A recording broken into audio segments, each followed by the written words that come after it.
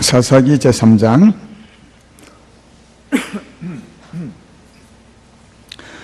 7절부터 11절까지 제가 봉독해 드리겠습니다. 사사기 3장 7절부터 이스라엘 자손이 여호와의 목전에 악을 행하여 자기들의 하나님 여호와를 잊어버리고 바알들과 아세라를 들을 섬긴지라. 여호와께서 이스라엘에게 진노하사 그들을 메소포타미아 왕 구산 리사다임의 손에 파셨으므로 이스라엘 자손이 구산 리사다임을 8년 동안 섬겼더라.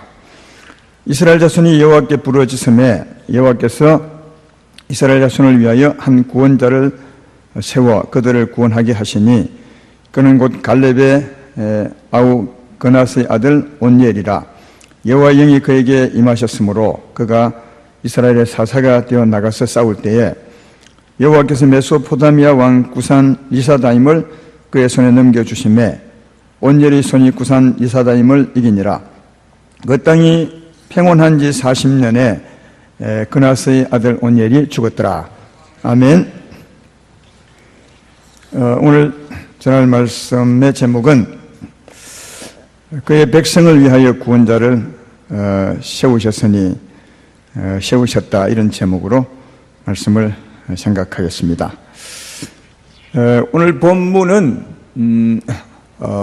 사사기에 하나님 백성들의 삶의 모습을 대표적으로 그려놓은 말씀이라 할 수 있습니다.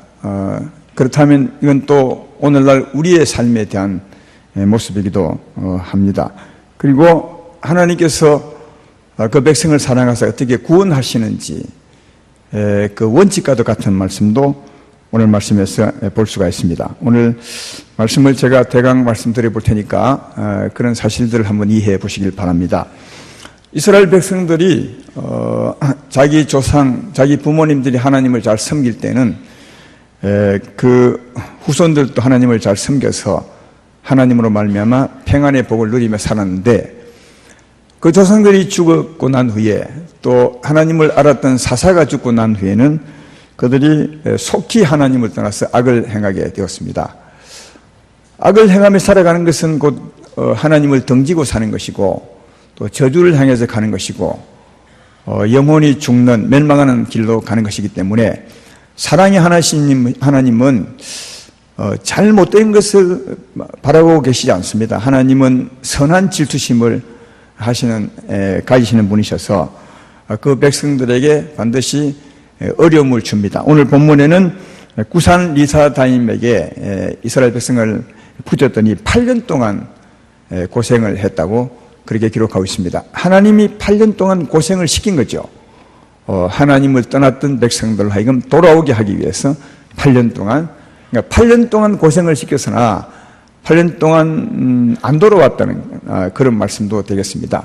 그러나 8년 동안 고생을 하니까 너무너무 힘들어서 그때 비로소 하나님 앞에 나와서 부르짖게 되고, 하나님은 부르짖는 그들을 구원하기 위해서 갈렙의 사위죠, 온니엘을 사사로 세워서 그들을 구원해내는 것을 볼 수 있습니다. 그래서 온니엘이 그들을 구원하고 하나님을 섬기는 동안은 40년 동안 그 백성이 평안했더라, 그렇게 말하고 있습니다.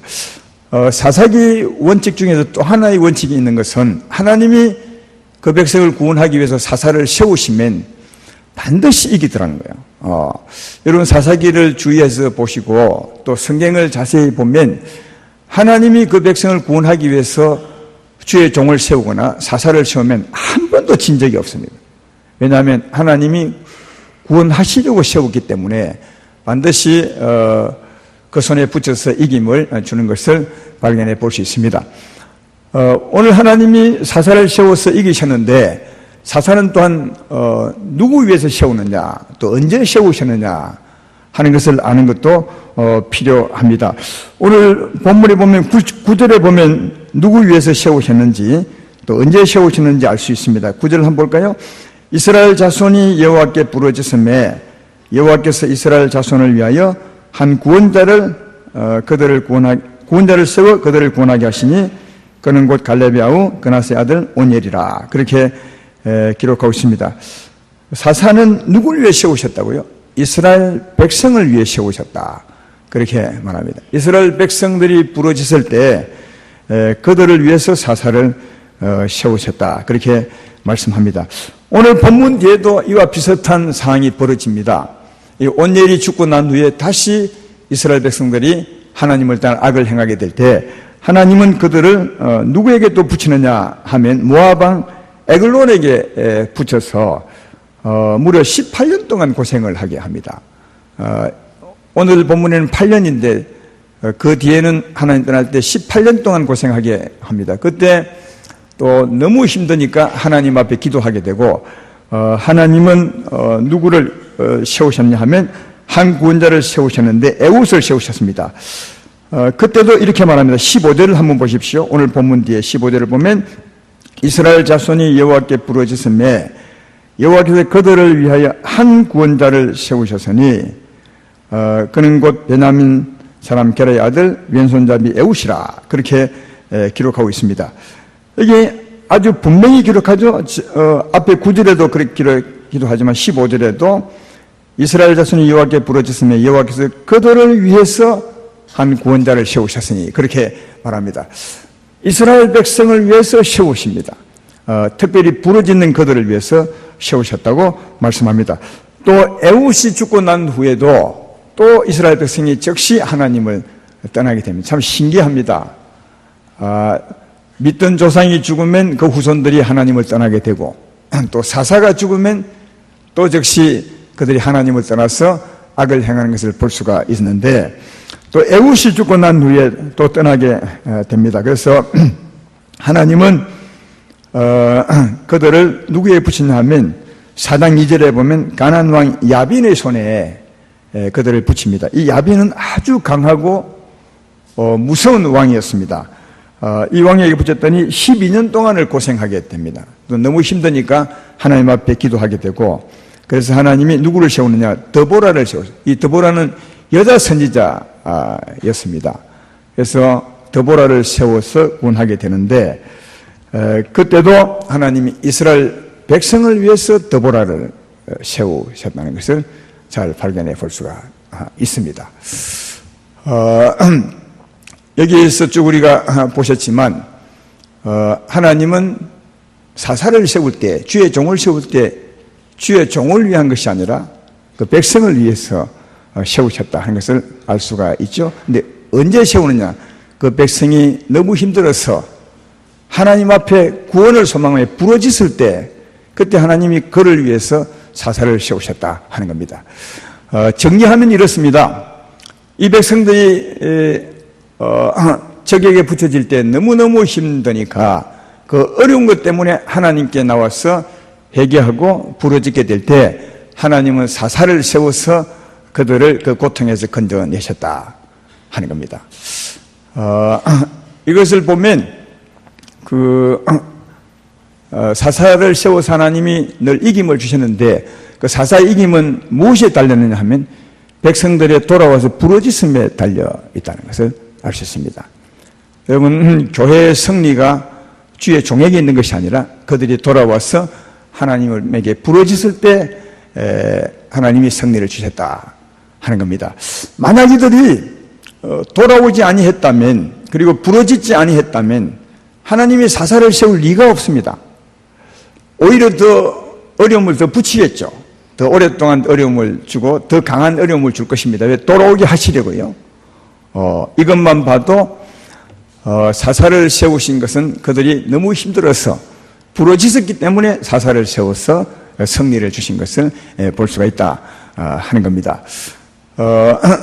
이런 의미에서 성경을 자세히 보면 하나님이 주의 종들 또 사사를 세울 때는 언제나 그 백성을 위해서 세우셨다는 것을 알 수 있습니다. 여러분이 잘 아는 모세를 세우실 때도 하나님께서 왜 세우셨느냐 하면 출애굽기 2장 23절 24절에 이런 말씀이 있습니다. 여기 보면 모세를 세우는 그 원인을 설명하고 있는데 이렇게 말하죠. 여러 해 후에 애굽 왕은 죽었고 이스라엘 자손은 고된 노동으로 말미암아 단식하며 부르짖으니 그 고된 노동으로 말미암아 부르짖는 소리가 하나님께 상달된지라 하나님이 그들의 고통 소리를 들으시고 하나님이 아브라함과 이삭과 야곱에게 세운 그 언약을 기억하사 하나님이 이스라엘 자손을 돌보셨고 하나님이 그들을 기억하셨더라. 이스라엘 백성이 하나님의 땅을 떠나 애굽에서 오랫동안 살았습니다. 그 무서운 왕 바로 아래서 약 한 400년 동안 살았습니다. 너무 힘드니까 조금 전에 사사시대 때처럼 이들이 하나님께 간절히 부르짖게 될 때 하나님이 그 부르짖음을 들으시고 그들을 생각하게 됩니다. 그래서 그들의 부르짖음을 듣고 하나님이 생각하는데 하나님의 생각이 뭐냐? 그 다음 보면 나옵니다. 출애굽기 3장에 보면 하나님 모세를 찾아갑니다. 가시덤불에 하나님의 영광이 임하시고 모세와 만나게 됩니다. 그것은 모세를 만나러 오신 하나님을 의미하는 겁니다. 그리고 하나님이 모세를 거룩하게 합니다. 모세야 여기는 거룩한 땅이니 내 발에서 신을 벗어라 하면서 찾아오신 하나님이 모세를 거룩하게 하시고 그 다음 모세에게 사명을 줍니다. 출애굽기 4장 12절에 보면 3장 9절로 11절에 보면 이렇게 말합니다. 이제 가라 이스라엘 자손이 부르짖음이 내게 달하고 애굽 사람이 그들을 괴롭히는 학대도 내가 보았으니 이제 내가 너를 바로에게 보내어 너에게 내 백성 이스라엘 자손을 애굽에서 인도하여 내게 하리라. 모세가 하나님께 아뢰되 내가 누구이기에 바로에게 가며 이스라엘 자손을 애굽에서 인도하여 내릴까? 모세를 찾아가 거룩하게 하신 하나님께서 모세에게 사명을 주죠. 내가 너로 하여금 애굽 땅에 있는 내 백성을 구원해 내리라. 그러나 모세는 이때 나이가 80세고 너 애굽을 도망하여 왔던 사람이라 안 가려 합니다. 주여 내가 어찌 갑니까? 그러나 하나님은 가라고 합니다. 이때 모세는 가진 변명을 다 대면서 안 가려 하지만 그래도 하나님은 가라 합니다. 모세가 맨 마지막으로 된 변명이 뭐냐면 나는 말을 못합니다.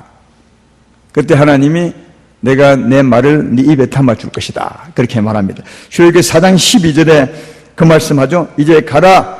내가 내 입과 함께 있어서 할 말을 가르치리라.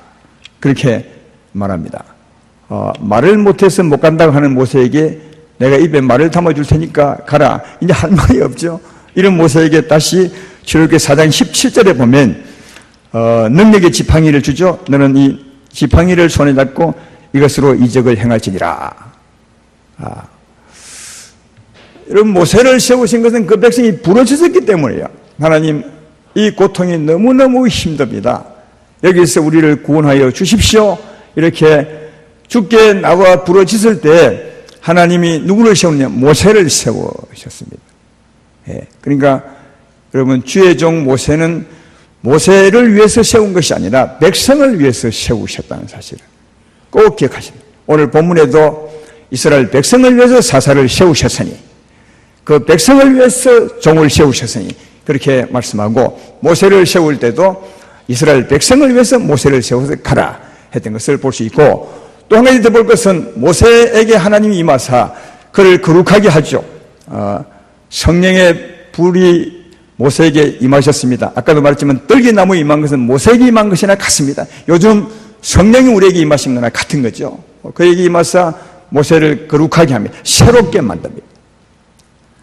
그리고 사명을 주시고 또 전에 이랬던 것처럼 말씀을 그 입에 담아주시면 그리고 말씀대로 행할 수 있는 능력도 모세에게 줍니다. 하나님이 모세를 거룩하게 하시고 말씀도 주시고 능력과 권능을 옷 입혀 줌도 누구 위해서? 백성을 위한 것입니다. 그러니까 백성을 구원하기에 충분하도록 부족함이 없도록 모세를 갖추어 주는 것, 능력을 세워주는 이런 모습을 발견해 볼 수 있습니다. 오늘 본문도 마찬가지입니다. 이 백성들이 하나님께서 메소포타미아 구산 이사다임에게 맡기니까 8년 동안 굉장히 힘들었습니다. 그래서 하나님께 부르짖었더니 하나님께서 사사 온니엘을 세우셨는데 10절을 보시면 어떻게 세운지 알 수 있습니다. 10절에 여호와의 영이 그에게 임하셨으므로 그가 이스라엘의 사사가 되어서 싸울 때에 그렇게 말합니다. 하나님이 사사를 온니엘을 세우시고 그게 하나님의 영을 임하게 했습니다. 요즘 같으면 성령으로 권능의 옷을 입힌 거지. 너희가에게 성령이 임하면 권능을 받고 예루살렘과 온 유다와 사마리아 땅까지 이르러 내 증인이 되리라. 그렇게 하신 것처럼 하나님이 온예를 세우셔서 하나님의 영을 임하게 하시고 그리고 능력과 권세를 더해 주십니다. 왜냐하면 그 백성을 구원해 내시려고요. 그러니까 백성을 위해서 하나님이 자기 종을 능력의 종으로 갖추어 줍니다. 백성이 없다면 하나님이 그렇게 할 이유가 없습니다.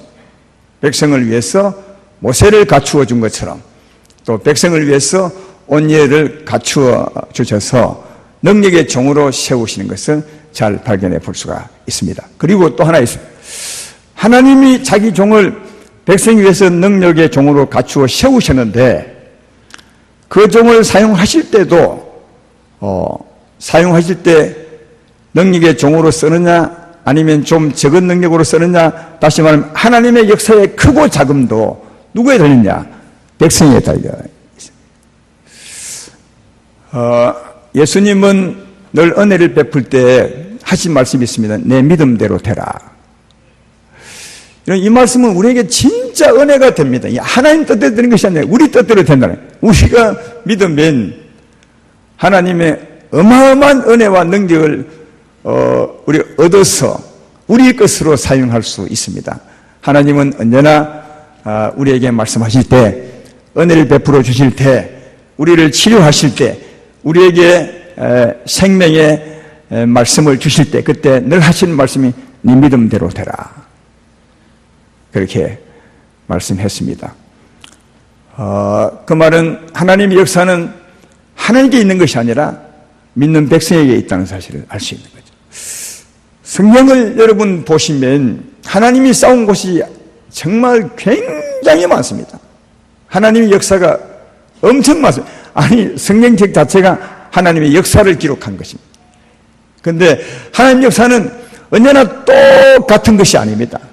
예를 들면 강도를 치면 그러니까 역사의 강하기 정도 치면 10이다 하면 늘 10으로 똑같이 역사하는 것이 아니라 어떤 때는 10으로 역사하고 어떨 때는 1처럼 역사, 마치 주님이 하시는가 안 하시는가 모를 정도로, 그러나 성리는 주지만 그럴 때가 참 많은 것을 볼 수 있습니다. 그래서 하나님이 자기 종을 세워서 싸우실 때 어떨 때는 마치 그 종이 자기 힘으로 자기 능력으로 싸우는 것처럼 겨우 이기는 것처럼 그렇게 싸울 때도 있지만 어떨 때는 종이 손도 하나 되지 않고 구경만 해도 하나님이 다 역사져서 승리를 주는 걸 볼 수 있습니다. 여러분, 이 차이가 뭘까요? 성경의 하나님 역사는 꼭 이와 같습니다. 네 믿음대로 되라. 그렇게 하시면서 하나님의 능력의 역사, 그 차이가 너무 분명하게 있는데 그 능력의 차이, 이것은 하나님께 있는 것이 아니라 백성에게 있는, 백성의 차이가 뭐겠느냐 하는 겁니다. 오늘 본문을 중심으로 본문 뒤에 아까 에훗이 사사가 될 때와 그 다음 드보라가 사사가 되어서 싸울 때가 있는데 이 세 역사 중에 하나님이 가장 강하게 역사한 때가 언제냐? 드보라 선지를 세워서 싸울 때입니다. 사사기 4장에 있는 겁니다. 하나님이 드보라 여자 선지자를 세우시는데 이 드보라가 자기의 군대 장관으로 바락이라는 사람을 군대 장관으로 세우셨습니다. 근데 상대방이 누구냐 하면 아까 말했던 것처럼 야빈 왕이었는데 야빈 왕은 시스라는 군대 장관을 세워서 싸우게 했는데 어느 날 드보라가 바라에게 말합니다. 하나님이 내게 승리를 주실 것이다. 싸우라. 근데 그 싸우는 모습이 기록되어 있는 것이 있는데 한번 제가 읽어보겠습니다. 사사기 4장 14절로 16절에 있습니다. 이렇게 기록하죠. 드보라가 바라에게 이르되 일어나라. 이는 여호와께서 시스라를 내 손에 넘겨주시나리라. 여호와께서 너의 앞서 나가지 아니하시느냐 하는지라. 이에 바락이 만명을 거느리고 다볼 산에서 내려가니 여호와께서 바락 앞에서 시스라와 그의 모든 병거와 그의 온 군대를 칼날로 혼란에 빠지게 하시매 시스라가 병거에서 내려 걸어서 도망한지라. 바락이 그의 병거들과 군대를 추격하여 하루셋 학고임에 이르니 시스라에 온 군대가 다 칼에 엎드려졌고 한 사람도 남은 자가 없더라. 여러분, 저는 이 말씀을 아무리 읽어봐도 이해가 안 돼요. 왜냐하면 이 드보라의 군대장은 바락은 산에서 내려오고 그 다음에 시스라는 밑에서 이렇게 올라오다가 싸움이 붙게 되는데, 그런데 싸움의 모습을 15절에 한 번 더 보면 이렇게 기록합니다. 여호와께서 바락 앞에서 시스라와 그의 모든 병거와 그의 온 군대를 칼날로 혼란에 빠지게 하시매 시스라가 병에 내서 도망하니라. 이 바락이 싸웠다는 말입니까? 아니면 저희들끼리 싸웠다는 말입니까? 아니면 하나님의 칼이 막 이렇게 돌아다니면서 싸웠다는 말입니까? 진짜 이해가 안 돼요. 한 번 더 보고 여호와께서 바락 앞에서 시스라와 그의 모든 병거와 그의 온 군대를 칼날로, 이게 누구 칼입니까?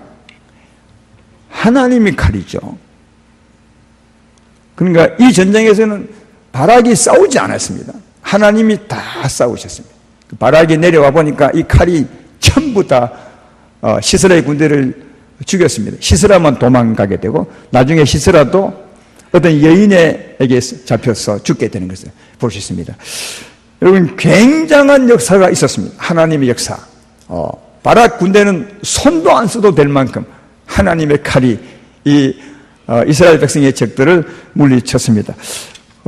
어떻게 이렇게 하나님의 역사가 강했을까? 손도 되지 않았는데도 하나님이 다 하셨을까? 이것은 백성들의 믿음이 좋았다는 겁니다. 다시 말하면 백성의 부르짖음이 간절했다는 거죠. 어떻게 백성들이 부르짖음이 간절했는가? 한 원인을 좀 찾아보니까 그 앞에서 찾아보셨습니다. 야빈 왕은 아까 말했던 것처럼 굉장히 강한 왕입니다. 그래서 이스라엘 백성을 엄청 괴롭혔습니다. 그래서 이렇게 기록합니다. 사사기 4장 3절에 그때 상을 이렇게 기록합니다. 야빈 왕은 철병거 900대가 있어 20년 동안 이스라엘 자손을 심히 학대했으므로 이스라엘 자손이 여호와께 부르짖더라. 다른 곳에서는 심히 학대했다는 말이 없어요. 여기만큼은 심히 학대했어요. 그러니까 부르짖음도 훨씬 더 아마 컸을 것이라고 생각돼요. 너무 힘들면 부르짖음도 너무 간절하고 크겠죠. 여기서 이스라엘 백성들이 부르짖었지만 다른 것보다 더 하나님께 대하여 간절히 부르짖음을 확실히 알 수 있어요. 이들은 하나님에게 진짜 믿음으로 간절히 기도했어요. 너무 어려웠으니까. 이 간절히 부르짖음, 이것이 믿음 아니겠습니까?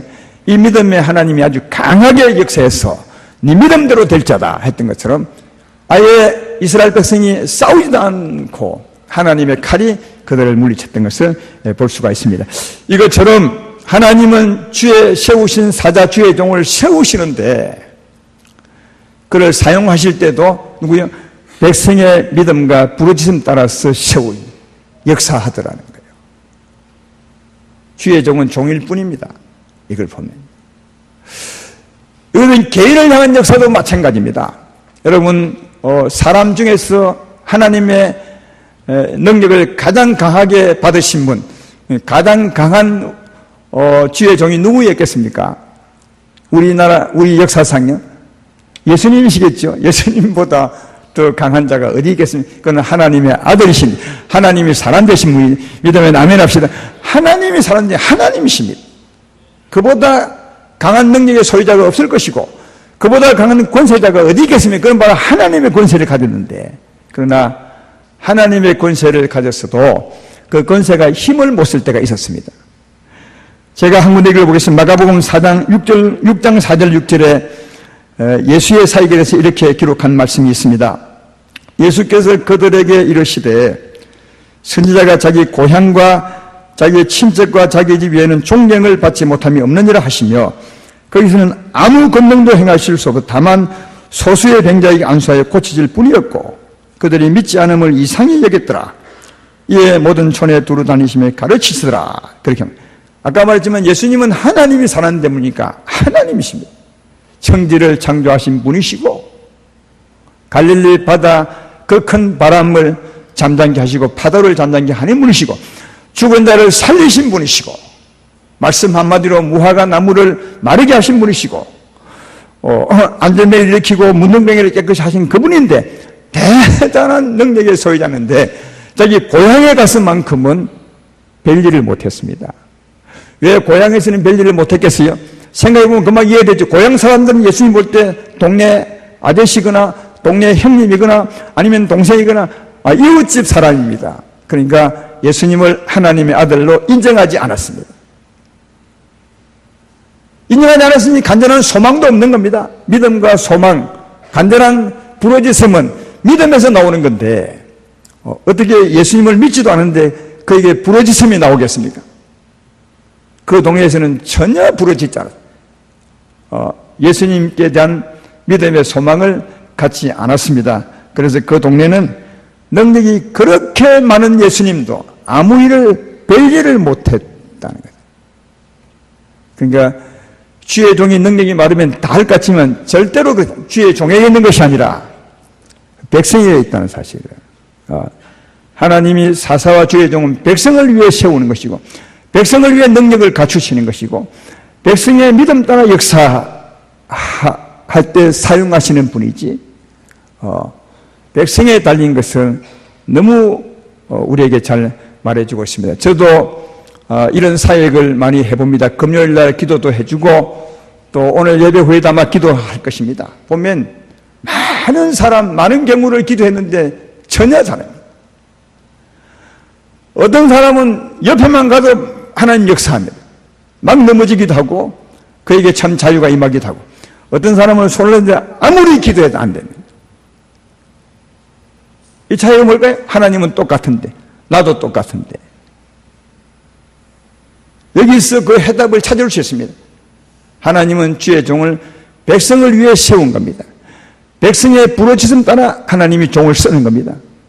그래서 백성의 믿음과 부르짖음에 달했다는 사실을 잘 알 수가 있습니다. 오히려 이것이 우리에게 참 소망이 아니겠습니까? 우리는 생각하기를 주의 종이 훌륭하고 대단하면 누구나 그에 가면 다 고침받고 자유 얻고 힘을 얻을 거라고 생각하는 이런 경향이 있습니다. 그러나 예수님이 그렇게 능력이 많으셔도 하나님의 아들이셔도 전혀 일을 못할 때가 있었습니다. 하나님은 백성을 위해서 주의 종을 갖추기 때문에 그렇다는 겁니다. 니느웨 성 얘기 잘 아시죠? 요나의 얘기입니다. 니느웨 성은 이스라엘 백성을 어렵게 했던 그 나라 아니겠습니까? 그 나라의 수도입니다. 우리나라 같으면 하나님 백성을 괴롭히는 서울 같은 도시입니다. 그 당시에 가장 큰 도시였는데 하나님이 어느 날 요나에게 니느웨 성에 가서 복음을 좀 전하라. 어떤 복음을 전하느냐? 회개하라. 그렇지 않으면 40일 후에 멸망하리라. 이 말씀을 전하라. 요나는 너무너무 싫었습니다. 왜냐하면 자기 나라를 괴롭힌 그 나라는 망했으면 좋겠는데 하나님이 복음을 전하면 그들이 회개하고 살아날까 싶어서 그래서 요나는 니느웨 성으로 가지 않고 반대편으로 도망갔습니다. 그래서 하나님에게 이 종이 큰 어려움을 당하게 됩니다. 물에 받침을 받아서 물고기 뱃속에서 고생합니다. 너무 힘들어서 하나님 내가 주의 뜻대로 하겠습니다 했을 때 그 물고기 배에서 요나를 토해내게 되고 요나는 너무 힘들기 때문에 마지못해서 그 성으로 갑니다. 근데 그 성에 대해서 성경 기록하기를 사람이 걸어서 3일 동안 걸어야 될 성인데 요나는 가서 하루길 걸었습니다. 하루길. 그리고 그가 전한 말이 뭐냐면 회개하라. 그렇지 않으면 40일에 망하리라. 그러니까 3일 길 걸어야 될 그 성인데 하루길을 걸어가면서 이렇게 외쳤으니까 요나님은 어떻게 했습니까? 진짜 살리기를 바라는 하나님 마음으로 전한 것이 아니라 전하기는 전하지만 내 말을 듣지 않고 안 살았으면 좋겠다. 회개하지 않았으면 좋겠다 하고 전한 사람이 요나입니다.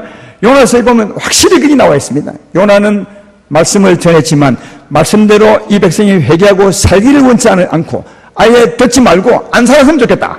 이런 마음으로 전했던 것이 요나입니다, 여러분.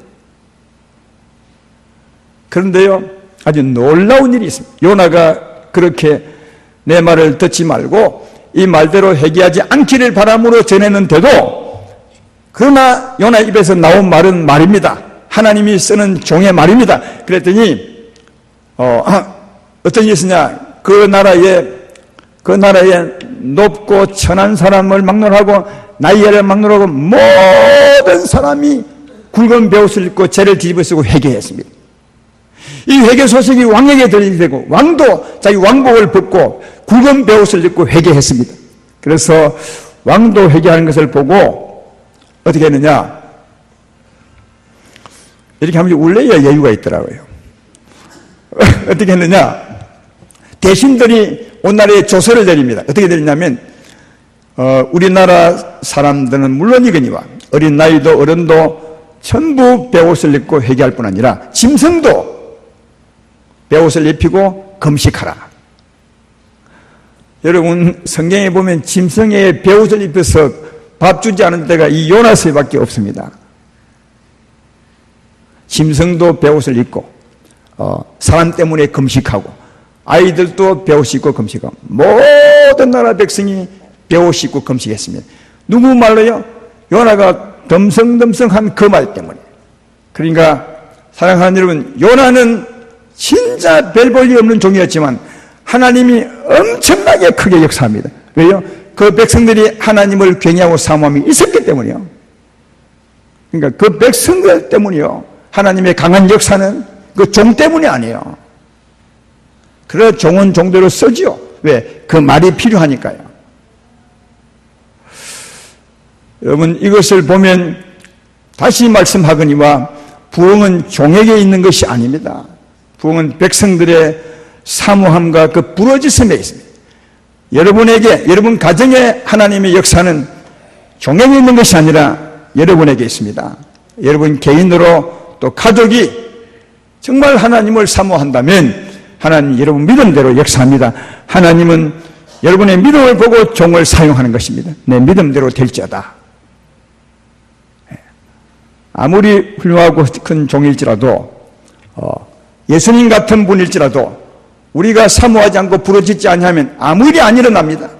그러나 요나 같은 종일지라도 진짜 하나님의 말씀을 그렇게 생각하고 그를 사모하여 부르짖으면 어마어마한 일이 일어나는 것을 잘 발견해 볼 수가 있는 바, 사랑하는 여러분, 하나님을 사모하고 하나님을 간절히 찾는 여러분 되기를 주의 이름으로 축원합니다.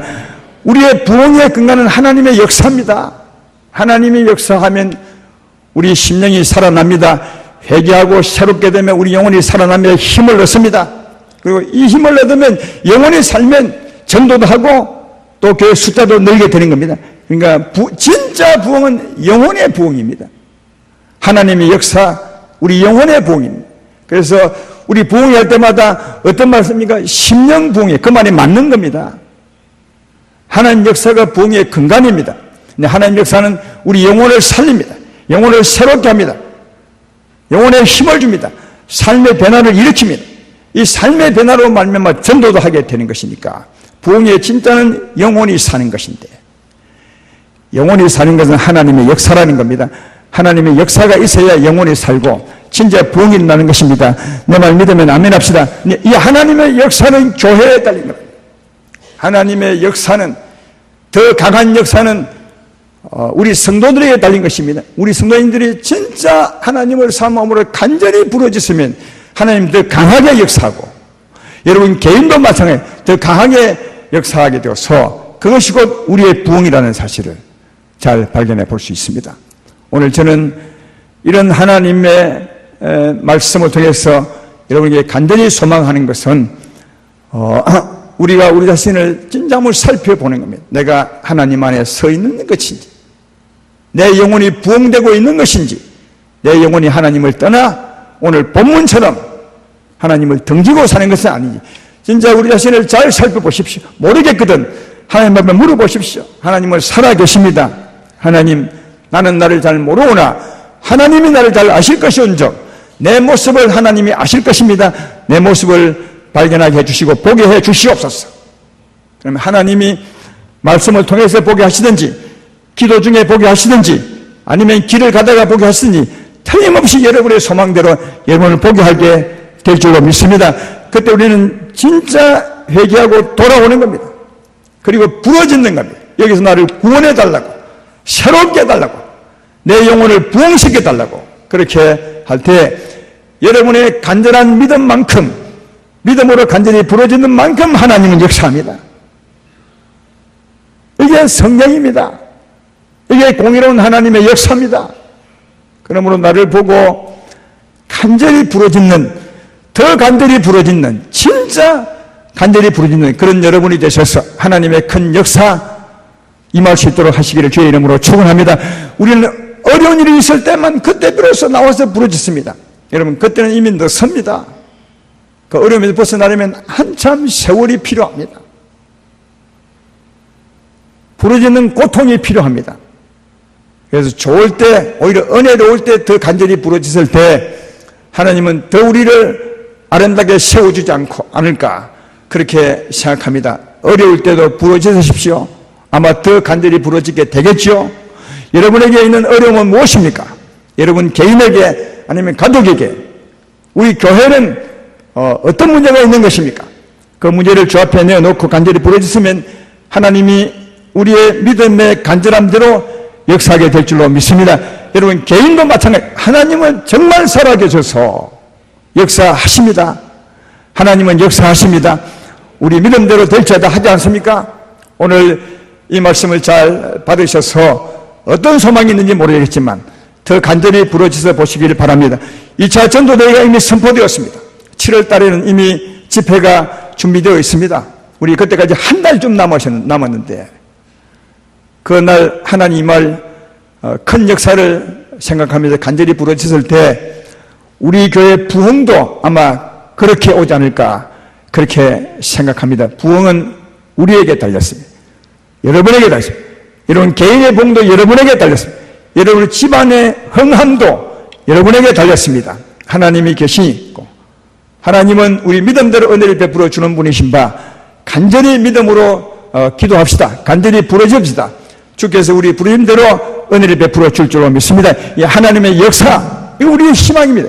이 하나님의 역사로 복을 받고 부흥되고 은혜가 넘치는 여러분과 여러분 가정과 우리 교회가 되기를 주의 이름으로 축원합니다.